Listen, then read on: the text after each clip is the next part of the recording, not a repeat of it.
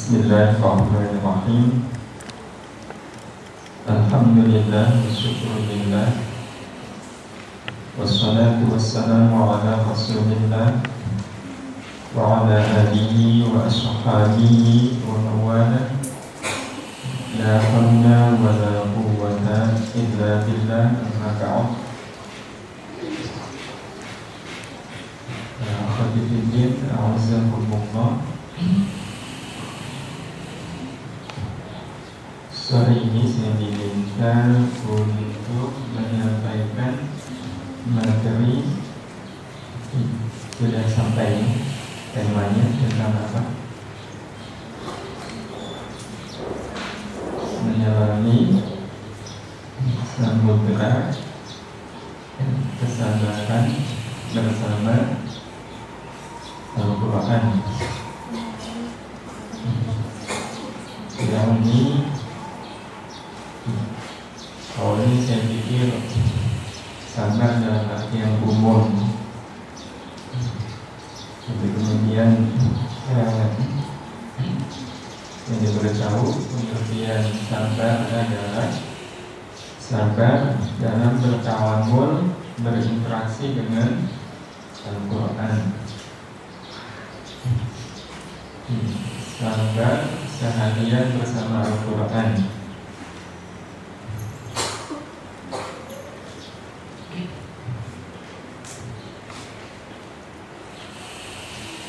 Sebenarnya kalau bicara tentang kesabaran, biasanya sabar itu dibutuhkan kalau kita menghadapi apa yang disukai atau yang tidak disukai. Umumnya yang tidak disukai. Nasihat tentang kesabaran kepada kita biasanya disampaikan ketika kita menghadapi sesuatu yang tidak kita sukai. Satu kamar dengan teman yang segalanya menjengkelkan, soal kerapian menjengkelkan, soal sensitivitas kebersihan juga menjengkelkan. Dia bilang udah bersih kok, udah rapi. Sebenarnya dalam pandangan kita itu enggak, suka ngerepotin. Pokoknya enggak enak satu kamar dengan dia. Maka kalau seandainya ada teman yang tahu tentang keadaan kita seperti itu, maka apa nasihat mereka? Sabar ya. Yang sabar aja satu kamar dengan dia. Itu nasihat. Jarang kesabaran itu disampaikan kepada kita kalau kita berhadapan dengan yang kita sukai. Dikasih makan kok suka, ada gak yang nasihatin yang sabar loh? Jadi sabar itu dalam pengertian bahasa lebih dikaitkan dengan hal-hal yang tidak disukai. Nah sekarang kalau yang kita bahas adalah menyelami samudera kesabaran bersama Al-Quran. Sabar bersama Al-Quran, pertanyaannya apa yang tidak disukai dari Al-Quran? Kalau kita harus sabar bersama Al-Quran, sabar dengan Al-Quran, yang menjadi pertanyaan, apa yang tidak disukai dari Al-Quran? Apa? Ada nggak?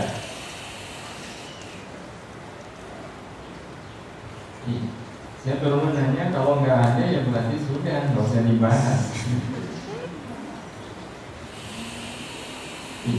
Buat apa nasihat terhadap sesuatu yang saya tahu nggak ada yang tidak disukai?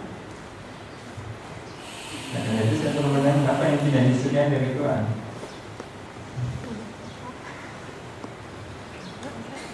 Ya ada. Iya. Apa yang tidak disukai? Yang tidak disukai dari Quran itu malas. Iya. Malas itu disukai enggak? Bagi pecinta Al-Quran, malas membaca Al-Quran itu anugerah atau musibah? Musibah. Malas apa lagi selain membaca? Malas memujaah. Pernah malas memujaah? Jangan ditanya. Setiap hari malas sekali yang namanya murojaah. Apalagi yang malas menambah hafalan. Dengan berapa lama di rumah Quran? Sudah hampir 1 tahun sih. Sudah hampir 1 tahun. Terus sudah berapa hafalannya? Ya alhamdulillah 3 juz. Seandainya ini 1 tahun 3 juz itu berarti sehari berapa nambahnya? Kita akan mengatakan kok dikit amat. Nah, dia misalnya malas. Itu yang tidak disukai. Selain malas apa lagi? Suntuk, bosan. Pernah kedatangan bosan dengan Al-Quran? Pernah ya? Bosan. Nah, sehingga kemudian ada godaan. Terus lebih bete, bosan total dengan Quran. Udah saya mau baca komik dulu. Ada Quran, masih baca komik. Itu musibah. Musibah. Baca apa kok? Baca novel. Quran itu mana lagi bosan. Itu sesuatu yang tidak diharapkan, tidak diinginkan. Dengan Quran kok bosan, suntuk. Yang kalau sudah suntuk maka bawaannya kalau pegang Quran apa? Ngantuk. Dan kalau sudah pegang Quran kok ngantuk maka wajahnya butuh. Dan kalau sudah wajahnya butuh terus dinasehatin cuma bisa ngantuk-ngantuk.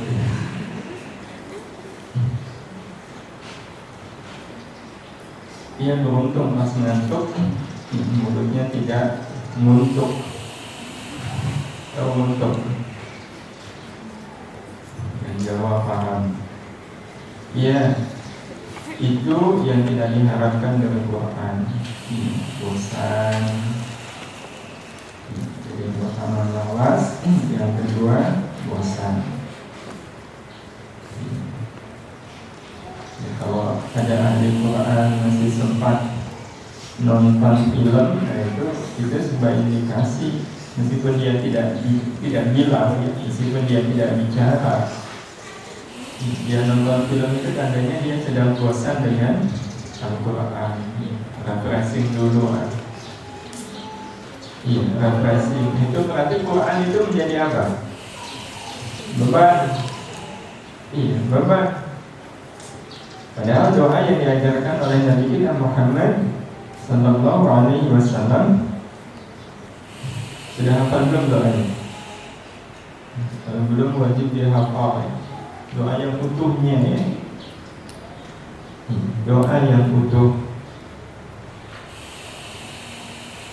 Allahumma inna abiduka banu umadika nawasina liyadik ma'adil fina hukmuk wa'adilun fina qada'uk nas'aluka بكل اسم هو لك سميت به نفسك أو أنزلته في كتابك أو علمته أحدا من خلقك أو استأثرت به في علم الغيب عندك أن تجعل القرآن العظيم ربيع قلوبنا. Oh, kalau doa ini diijabah, akan pernah ada kata bosan dengan Quran. Kenapa? Anta ja'alil Quran al-azima rabi'a qulubina ya Allah. Jadikanlah Al-Quran ini rabi'. Apa makna rabi'? Musim semi hati kami. Kalau doa ini diijabah, maka setiap kali kita baca Quran, hati kita bersemi. Dan yang namanya bersemi itu ada ujungnya enggak? Enggak ada. Enggak ada. Meskipun saya tinggal di dekat kampung namanya Ujung Semi di Cirebon sana. Enggak ada semi berujung. Jadi enggak akan pernah ada bosan. Nah, kalau enggak pernah bosan, butuhkah kita kemudian refreshing dengan nonton film? Tidak, dengerin nasyid itu pun gak sempat. Kenapa? Karena begitu putus dengan Al-Quran, maka seminya pun putus. Mungkinkah ada orang yang sedang hatinya bersemi, diputus gitu, dengan mendengarkan lagu? Apalagi lagu-lagu jahil ya, itu musim panas. Lagu-lagu jahil itu musim panas hati kami. Jadi hatinya panas. Nah, sehingga memang pada akhirnya musibah juga ya, kalau kemudian saya mau refreshing dulu dengan lagu, dengan film. Dan itu kita katakan ini yang tidak disukai. Ketika kemudian muncul bosan, ada malas, ada bosan. Ada satu lagi yang kita tidak berharap terjadi dengan Al-Quran. Terjadi kita bersama Al-Quran. Apa? Ini masih identik dengan bosan, yakni membiasa. Membiasa. Karena membiasa lama-lama tidak ada rasa. Kalau sudah tidak ada rasa, ya hambar. Nah, kalau sudah hambar, ya nanti jatuhnya bosan. Kalau sudah bosan, akhirnya malas. Jadi itu berkait. Memang pada akhirnya membiasa. Sudah murojaah ya, sudah terbiasa murojaah, itu lama-lama membiasa. Nah, kalau orang sudah membiasa, maka lama-lama jadi beban. Berat. Itu yang tidak boleh terjadi, yang tidak diinginkan terjadi dengan Al-Quran, yakni membiasa. Membiasa. Karena kalau membiasa itu seenak apapun jadi terasa tidak enak. Terasa menjadi tidak enak kalau membiasa. Sebenarnya harus kita pahami bahwa Al-Quran itu jangan atau tidak bisa disamakan dengan yang lain. Tidak bisa disamakan dengan yang lain dalam soal enaknya, dalam soal nikmatnya. Kalau orang terbiasa makan sate tiap hari, itu lauknya sate, terus lama-lama membiasanya. Membiasa, itu sate, tapi Quran itu bukan sate. Jadi lain. Karena kalau sate itu kebutuhan badan, raga. Kalau kebutuhan raga itu mengenal kata bosan. Tapi kalau yang dibutuhkan oleh jiwa, itu sebenarnya tidak pernah mengenal kata biasa. Apalagi kemudian bosan, apalagi kemudian malas. Kita tentu masih ingat apa yang dikatakan oleh Utsman bin Affan. Hati jiwa yang bersih itu tidak akan pernah bosan dengan Al-Quran. tidak akan pernah bosan dengan Al-Quran. Jadi seharian bersama Al-Quran itu tidak bosan. Dan sehingga kalau kita pahami secara mafhum mukhalafah, kalau ada orang yang bosan dengan Quran, itu tandanya berarti hatinya sedang tidak bersih. Itu yang benarnya kemudian kita ingin mengkaji tentang bagaimana kita bisa sabar bersama Al-Quran ini. Ini sabar ketika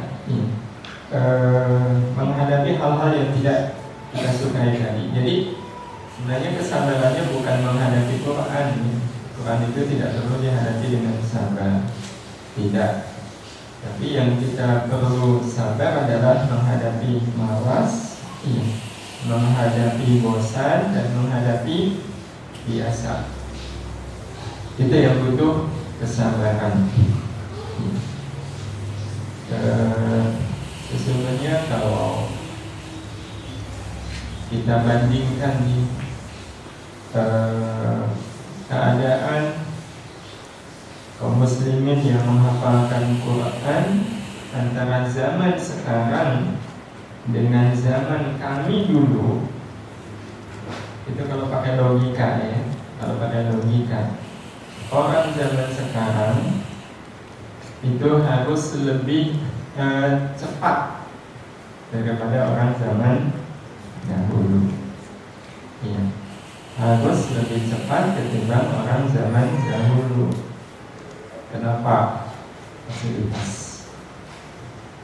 Iya, fasilitas. Dulu dengan sekarang beda. Zaman kami, saya masih ingat betul. Saya sudah membayangkan waktu itu punya Quran, punya Quran. Dulu kan kami pegangannya itu belum ada Quran Arab itu nggak umum, bukan hal yang lazim. Maksudnya di pasaran itu nggak ada. Adanya itu Quran pojok, yang terbitan Kudus, yang terbitan Kudus. Ada yang sedang, ada yang kecil. Waktu itu saya sudah membayangkan alangkah enaknya kalau seandainya ada Quran yang tengahnya itu Quran ya, kemudian sampingnya itu terjemahnya, sampingnya itu terjemahnya. Itu kami sudah membayangkan, tapi belum ada. Yang ada gimana? Kami pada akhirnya berkreasi dengan cara mengorbankan 2 Quran, nggak cuma 2 ya, 4. Mengorbankan 4 Al-Quran, 2 Quran mushaf ya, 2 Quran terjemah. Caranya kami potong itu halamannya, kemudian kami tempelkan, dan Quran terjemah yang depan itu kami potong, kemudian kami susun di kanan kirinya. Kemudian sekarang jadi Quran Syamil itu dulu kami punya itu fotokopian, itu pun nyusun sendiri. Itu zaman kami. Sehingga akhirnya betul-betul terbantu. Tapi itu juga fotokopi itu masih langka. Saya masih ingat betul, saya tinggal di Jalan Kaliurang KM 12 tahun 85. Itu untuk bisa fotokopi kami harus menempuh perjalanan dari KM 12. Fotokopi yang ada yang memang bagus itu baru ada 1 di depan atau di selatan di kota kampus. Itu ada fotokopi Sanur Tulangganan, itu fotokopinya di situ.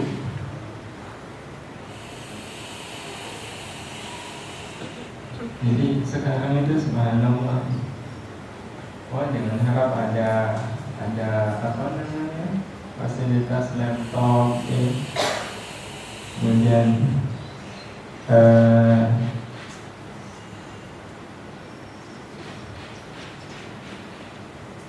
yang Qurannya bisa didengar dan dibaca berulang-ulang.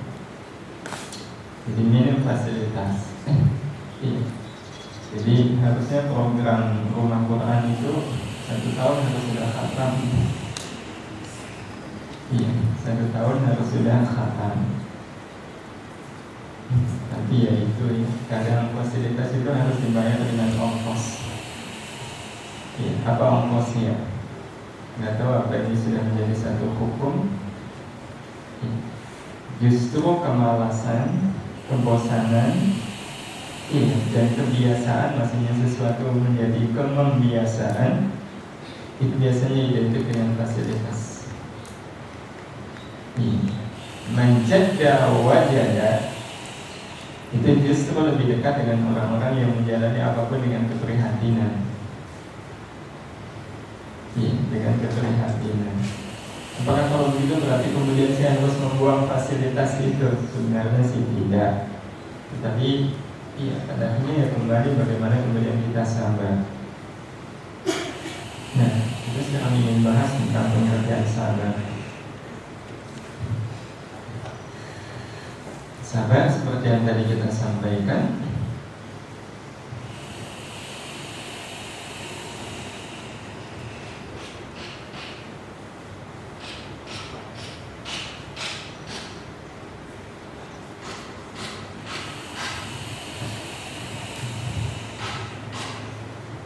pengertian sabar.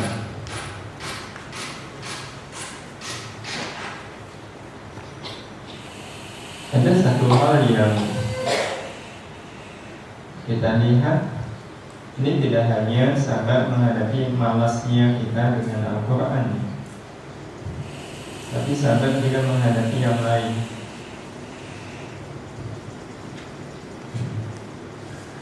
Sabar menghadapi peristiwa-peristiwa yang tidak disukai. Ada 3 macam cara orang menghadapi sesuatu yang tidak disukai. Yang mana yang sabar juga akan kita coba lihat.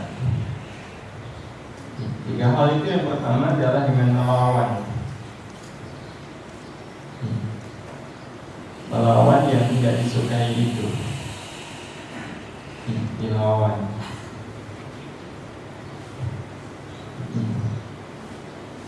Ini yang pertama. Yang kedua, menyatu. Jadi dia menyatukan dirinya dengan yang tidak disukai. Menyatukan dirinya. Dan yang ketiga adalah mengolah. Mengolah segala sesuatu yang tidak disukai. Jadi segala sesuatu yang tidak disukai itu kemudian diolah.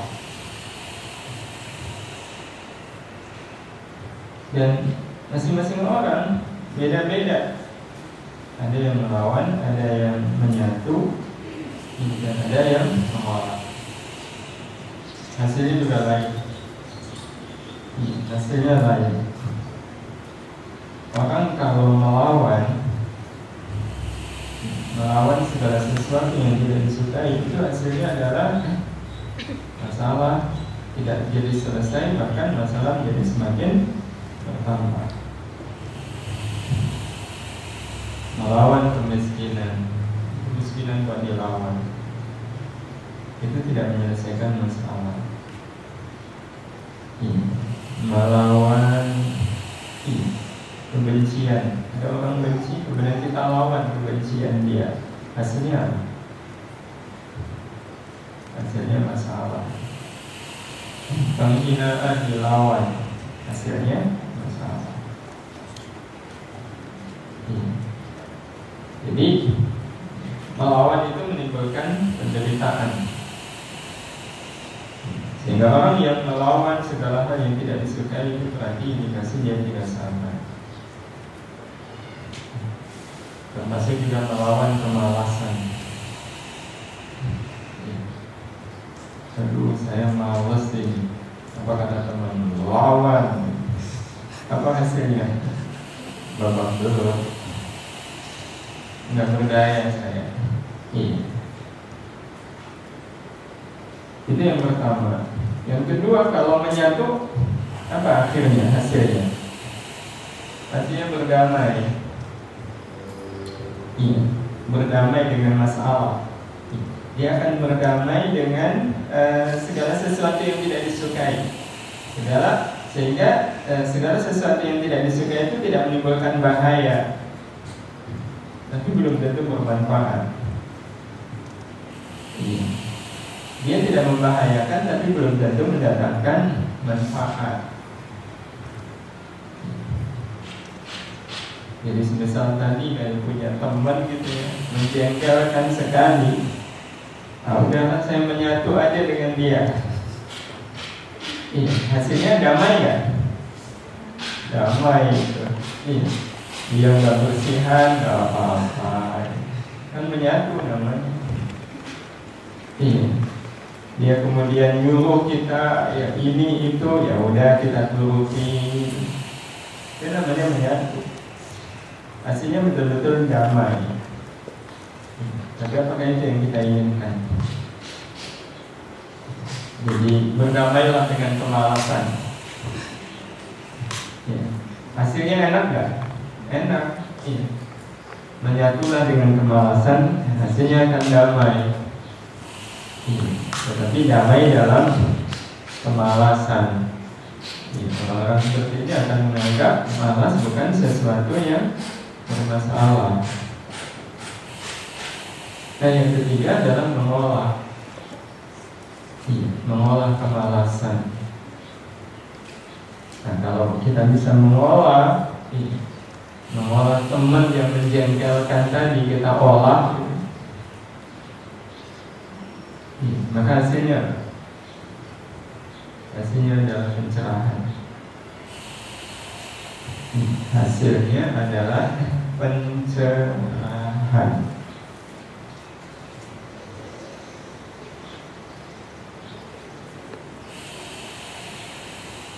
Kalau digambarkan pengalaman orang yang kecebur sungai, atau kolam yang dalam telaga. Ada berapa macam orang? 3 kan? Yang pertama melawan. Dia kecebur, dia melawan. Padahal dia nggak bisa renang. Apa akibatnya? Lama-lama tenaganya habis. Begitu tenaganya habis, apa yang terjadi? Dia akan tenggelam. Dan setelah tenggelam, berapa lama dia akan mengapung? Ya kan? Kenapa dia bisa mengapung? Apa penyebabnya? Dia bisa mengapung karena dia berhenti melawan. Karena dia berhenti melawan. Maka lahirlah kemudian orang kedua, kecebur sungai, danau. Dia dari awal tidak melawan. Dari awal dia tidak melawan. Apa akibatnya? Karena dia tidak melawan, dia akan mengapung. Dia akan mengapung. Meskipun dia tidak bisa berenang. Kok bisa begitu? Karena tubuh kita mengandung udara. Udara itulah yang menyebabkan berat jenis kita lebih ringan daripada air. Dia akan mengapung dengan sendirinya. Berbeda dengan melawan. Kalau melawan menyebabkan air masuk ke tubuh, dan ketika air masuk ke tubuh, udara akan keluar. Itu yang menyebabkan dia akhirnya tenggelam. Tapi apakah kemudian tidak melawan itu menjadi penyelesaian? Tentu tidak. Memang dia akan berdamai dengan air. Air tidak menenggelamkan dia, tapi itu bukan solusi. Dan solusi adalah mengolah. Nah, kalau orang punya ilmu mengolah, maka begitu kejebur masuk ke dalam danau, apa yang dia lakukan? Dan dia bisa mengolah, punya ilmunya mengolah, kalian aja menyelam kan? Dan ketika dia menyelam, dia menemukan emas 10 kilo. Itu karena dia bisa mengolah.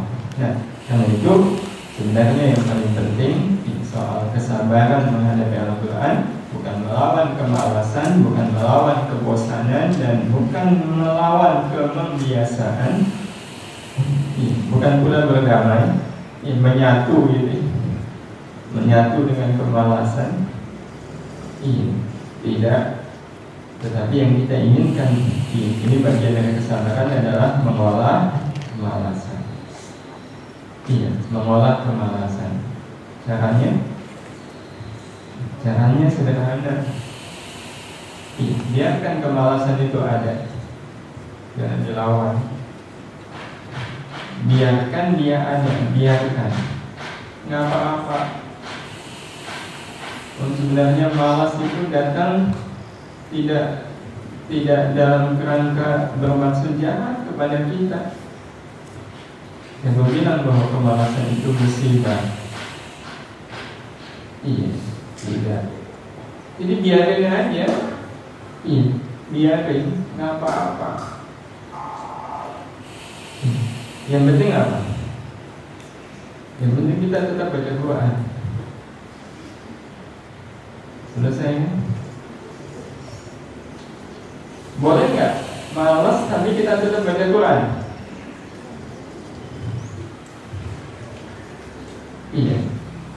Nah, persepsi kita sajalah yang kemudian keliru, karena kita tidak mengolah kemalasan ini. Apa persepsi yang kemudian keliru pada diri kita? Persepsi yang keliru adalah kalau malas datang baca Quran itu berat. Baca Quran itu berat. Betul nggak? Ada persepsi seperti itu. Pernah malas nggak? Pernah ya. Sering katanya yang di pojok. Ukti Zawiyah tadi bilang sering. Tahu Ukti Zawiyah? Ada Ukti Zawiyah di sini? Zawiyah apa artinya? Pojok. Jadi ukti yang duduk di pojok itu namanya ukti Zawiyah.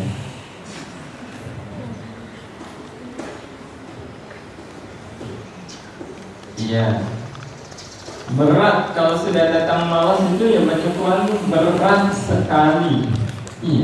Berat. Nah sekarang mari kita lihat pengertian berat membaca Al-Quran. Itu berat di apa? Berat di apanya?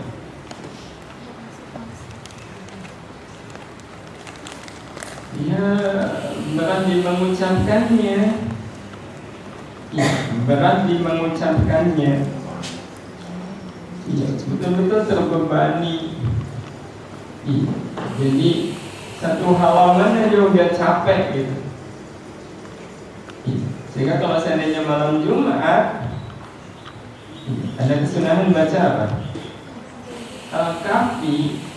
Kalau waktu itu didera oleh rasa malas, baca Al-Kahfi kok malas, maka apa yang kemudian sering dilakukan bersamaan kita membaca Al-Kahfi? Bukankah kemudian kita menghitung halaman sisa kan? Aduh ya Allah, 3 halaman. Atau paling kurang ngelihat ayatnya kan? Ayat berapa ya? Ya Allah, baru ayat 40. Ini separuh aja belum. Semua kita mungkin punya pengalaman seperti itu. Nah, kalau seandainya memang begitu, itu nggak usah dipersoalkan. Kenapa? Karena itu anugerah dari Allah untuk kita. Malas itu anugerah. Kok malas anugerah? Bukannya musibah, enggak. Enggak. Kalau di awal tadi kita mengatakan musibah, sebenarnya enggak. Jangan bilang bahwa membaca malas membaca Quran itu musibah. Itu kita katakan anugerah karena, mari kita lihat teorinya. ada kayu ya, kayu kasar dia. Kemudian kita ingin buat kayu itu halus. Caranya diapain? Di amplas. Di amplas. Amplas itu kasar nggak? Kasar. Nah, jadi benda kasar ketemu dengan benda kasar. Kemudian hasilnya apa? Maka kalau seandainya kok saya malas membaca Quran, Allah ingin membuat hati saya semakin halus. Caranya teruskan saja dengan Quran seberat apapun. Maka tadi kita sampaikan bagian dari kesabaran menghadapi rasa malas adalah biarkan malas itu ada, yang penting saya tetap baca Quran. Apakah kemudian malas itu berontak ketika dia tahu kita tetap baca Quran? Kan lama-kelamaan rasa malas itu akan hilang. Dan kemudian akan berganti dengan kelembutan. Dan pada saat itulah kita akan merasakan apa yang disebutkan oleh Allah Subhanahu wa taala, "Anta ja'alul Qur'ana al-'azima rabi'a qulubina."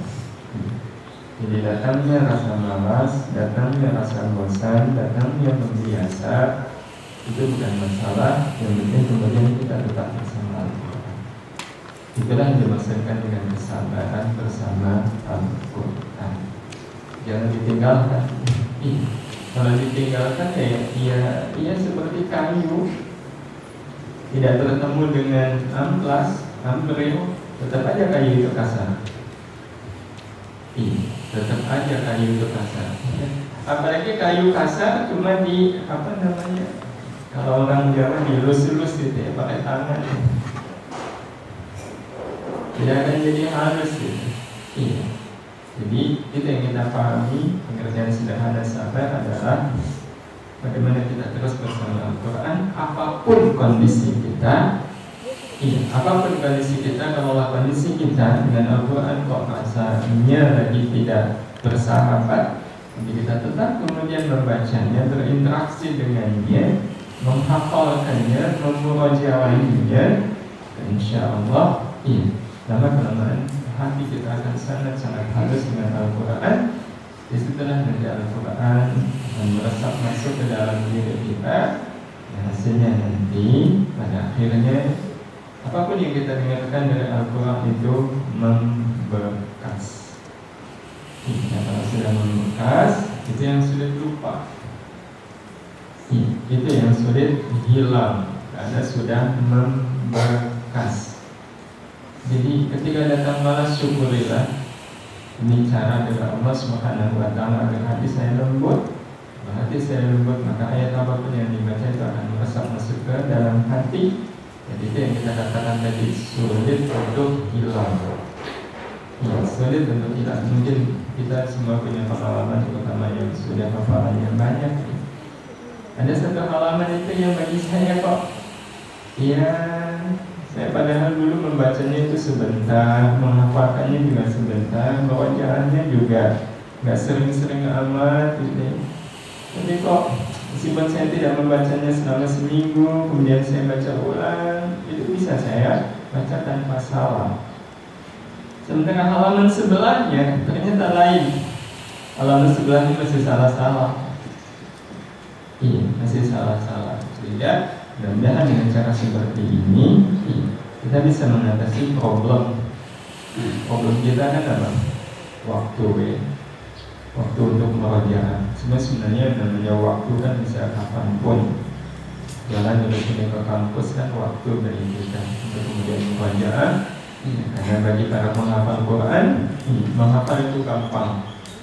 Yang butuh kesabaran dan ketekunan adalah merajaah. Allah saya tidak bisa menyimpulkan Tafadhali yang menyimpulkan sendiri. Saya mohon maaf, ternyata sudah disediain MCD. Tentu ini pakai cerita ya tentunya. saya tidak menyangka kalau sudah disahkan LCD saya tidak membawa presentasi. Meja berapa kita? Kembali masuk 4 aja ya. Mungkin ada 20 menit, silahkan. Barangkali ada tanggapannya di saya persilakan.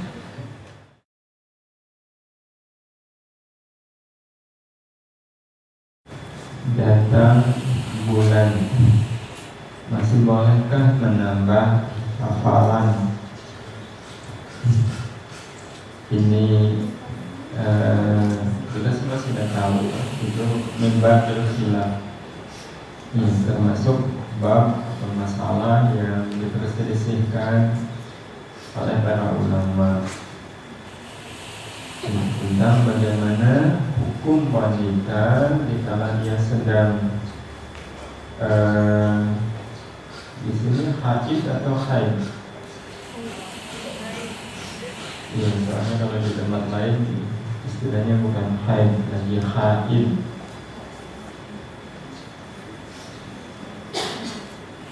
Apakah boleh ya, membaca Al-Quran? Ya, jadi itu mimbar khilaf. Ada perbedaan, ada yang mengatakan tidak boleh, tapi ada pula yang mengatakan boleh. Ya, semua punya dasar sendiri-sendiri, punya alasan sendiri-sendiri. Mereka punya ijtihad sendiri-sendiri sehingga satu tidak bisa menyalahkan yang lain. Nah, bagi kita sederhananya begini. Kalau memang kita amat sangat berkepentingan dengan Al-Quran, amat sangat berkepentingan dengan Al-Quran, entah kepentingan itu mempelajarinya, kepentingan itu mengajarkannya. Kalau belajar Al-Quran, kalau haid libur, selesai belajarnya. Ngajar kalau setiap haid libur, apalagi masa haid antara guru dengan murid beda. Kalau bareng sih sedikit liburnya. Nah kalau beda, masing-masing masa haidnya seminggu, berarti sebulan libur setengah bulan. Nah itu berarti ada kepentingan, termasuk kepentingan menambah hafalan, kepentingan menjaga hafalan. Intinya ada kepentingan. Kepentingan itu sesuatu yang bermanfaat bagi saya. Ada orang yang dia merasa tercerahkan kalau dia baca Quran. Kalau sudah tidak baca Quran itu bawaannya marah melulu. Dan kalau sudah baca Quran juga ada pencerahan. Nah, itu berarti dia punya kepentingan untuk terus membaca Al-Quran. Kalau memang ada kepentingan, oleh kulit hal silahkan. Tapi kalau nggak ada kepentingan, ya nggak usah. Itu jalan tengahnya di antara sekian banyak perbedaan. Tentu kita inginnya membahas ya kenapa sih kok beda-beda, tapi rasanya waktu tidak memungkinkan. Mungkin lain waktu kita bisa bahas. Tapi itu jawaban singkat. Sikap kita di antara perbedaan-perbedaan yang karena yang mengharamkan berinteraksi dengan Al-Quran itu pun mengharamkannya tidak mutlak. Tidak mutlak. Kayak yang dipegangi oleh mazhab Asy-Syafi'i, boleh baca Quran tapi asal niatnya bukan niat membaca Quran, tapi niatnya zikir. Meskipun menjadi pertanyaan nih, apa beda niat membaca Quran dengan niat berzikir? Apa bedanya? Bukankah membaca Quran itu bagian dari berzikir? Tapi mereka punya pandangan seperti itu. Jadi kenapa boleh? Dikiaskan dengan semisal ada orang meninggal, kemudian membaca Inna lillahi Wa inna ilaihi raji'un itu ayat Quran bukan? Ya, tapi wanita yang haid boleh membaca inna lillahi wa inna ilaihi raji'un. Pada saat dia mendengar ada orang meninggal, dia membaca inna lillahi itu tidak niat membaca Quran, tapi niatnya berzikir. Iya, niatnya berzikir. Jadi kalau orang baca Quran niatnya zikir, jadi boleh. Itu kita sebut yang mengharamkan pun tidak mutlak mengharamkan. Di samping ternyata ada hadis yang melarang orang membaca Quran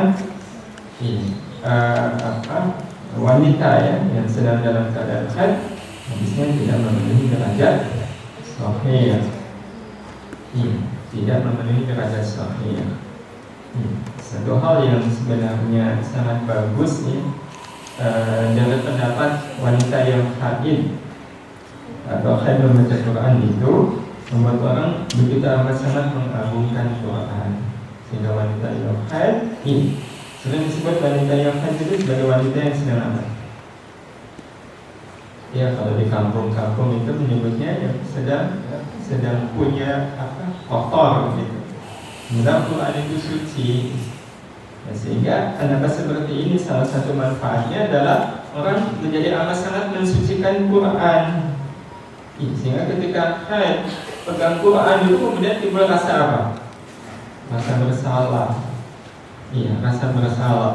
Nah, jadi ada manfaatnya. Manfaatnya adalah ta'zim kepada Al-Quran. Nah, sehingga kalau seandainya ada wanita muslimah yang sedang haid terpaksa dia membaca Al-Quran karena ada kepentingan, maka tetap berusahalah memunculkan rasa ta'zim kepada Al-Quran. Biar Al-Quran betul-betul bersemayam di dalam hati. Bukan Qurannya yang kita ta'zim ya, tapi kalam Allah. Jadi sama aja dengan kita mengagungkan Allah Subhanahu wa ta'ala. Begitu. Kalau definisi maksiat itu secara umum seperti apa usul maksudnya? Misal kita sedang menghafalkan Quran, tadi misalnya baca novel atau baca komik itu tidak baik kayak gitu. Nah, jadi saya mau tanya sebenarnya definisi maksiat itu seperti apa supaya kita juga lebih mudah menghafalkan Quran, lebih mudah membaca dan seterusnya.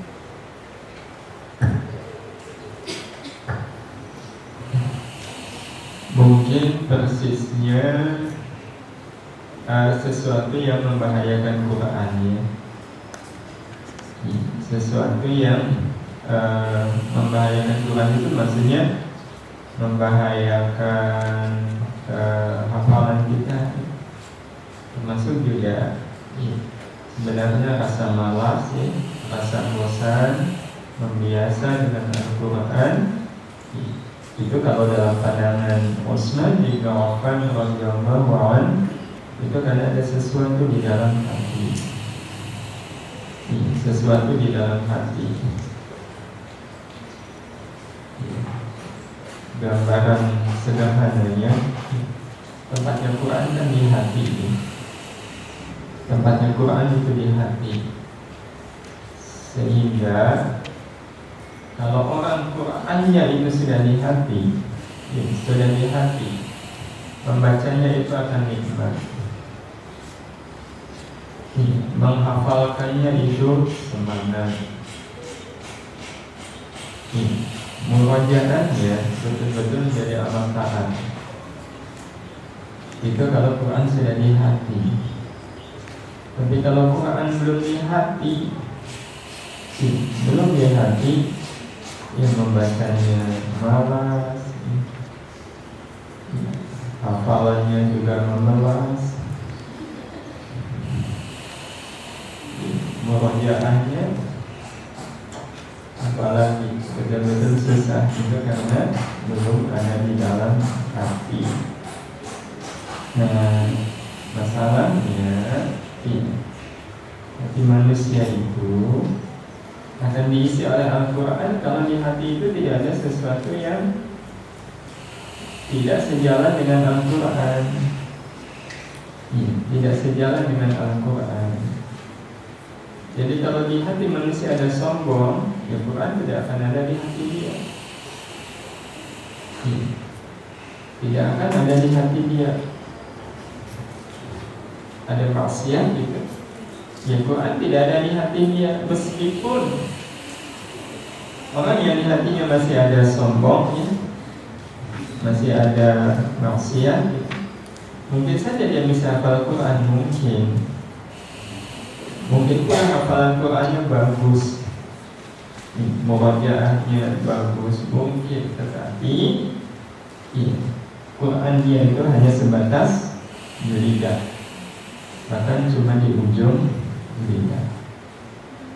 Nah, Quran yang seperti ini iya, itu nanti akan masuk kategori hadis Nabi Sallallahu Alaihi Wasallam. Dia pernah bersabda, "Rubbata lil Quran wal Quran ya'aduh."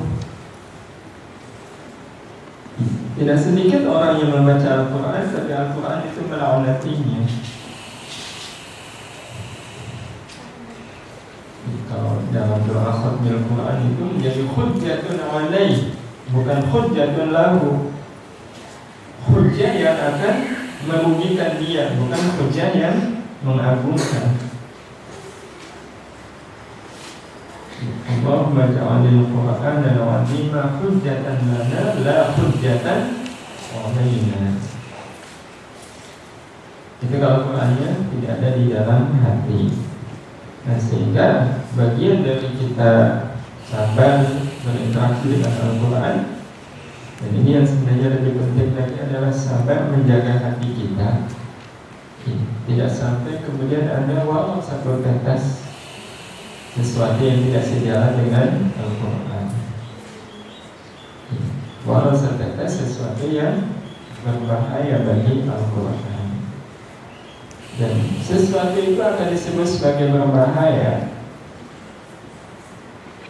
Batasan paling minimal adalah ketika sesuatu itu tidak ada manfaatnya. Ketika sesuatu itu tidak ada manfaatnya.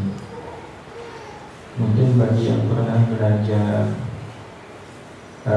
Quran fikih, tentu ingat dengan kaidah ad-dararu yuzalun. Darar, bahaya, itu harus dihilangkan. Mana ad-darar? Apa batasan ad-darar? Kullu ma laisa fihi naf'un. Segala sesuatu yang di dalamnya tidak ada manfaatnya. Segala sesuatu yang di dalamnya tidak ada manfaatnya. Dan pengertian manfaat adalah ukhrawi. Yang namanya manfaat adalah segala sesuatu yang akan ada hasilnya bagi hidup saya di alam akhirat. Itu yang dimaksudkan sesuatu itu dikatakan bermanfaat. Nah, sehingga kita jadi paham batasannya. Baca komik, ada nggak manfaatnya untuk kehidupan di alam akhirat? Iya, ini kan referensi, iya betul. Tetapi baca komik itu sendiri tidak ada manfaatnya. Akhwat nonton bola, ada manfaatnya. Iya, jangankan akhwat, ikhwan saja yang nggak ada rasa pantas nih. Kalau akhwat kan sebenarnya udah nggak pantas nonton bola. Itu jelas nggak ada manfaatnya, maka dalam pandangan Quran fikih itu termasuk bahaya. Ya, kalau seandainya dilakukan, ya itu akan berbahaya. Termasuk kalau seandainya dia seorang hafidhul Quran, itu bisa membahayakan Al-Quran dia. Membahayakan di sini bukan semata-mata membahayakan hafalannya seperti yang dialami oleh Imam Asy-Syafi'i. Tetapi yang lebih dikhawatirkan adalah bahaya dalam arti Quran itu menjadi hujjatun alaih, la hujjatan lahu. Menjadi hujjah yang merugikan, bukan hujjah yang menguntungkan. Sehingga kata Nabi Sallallahu Alaihi Wasallam, masih ingat Nabi atau Athar ya, Abdullah bin Mas'ud kalau nggak salah, tidak semestinya seorang hafidhul Quran yang malam-malam kok tidur, tidak bangun. Berarti kalau hafizul Quran, orang yang sedang ingin selalu bersama Al-Quran, tidak tahajud, itu berarti bahaya kan? Bahaya. Iya, bahaya.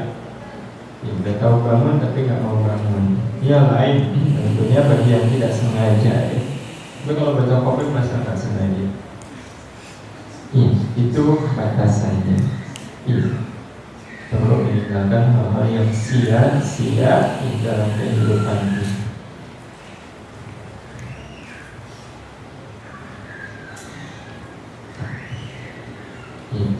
Ada lagi silakan.